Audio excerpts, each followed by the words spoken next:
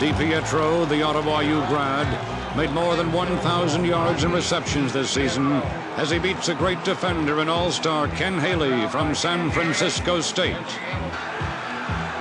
Again, Brock picks on Haley, and DiPietro has 11 yards and a first down.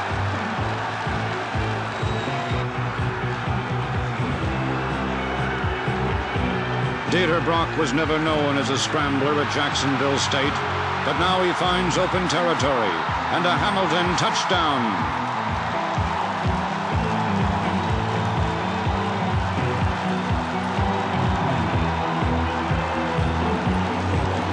The Bombers cover everyone except Brock.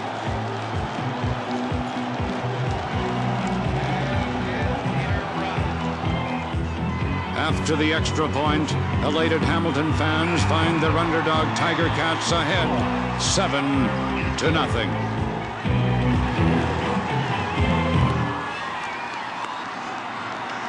Bombers get the ball at the 33.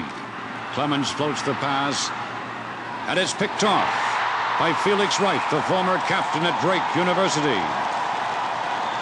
Hamilton is repeating the big plays that got them to the Grey Cup.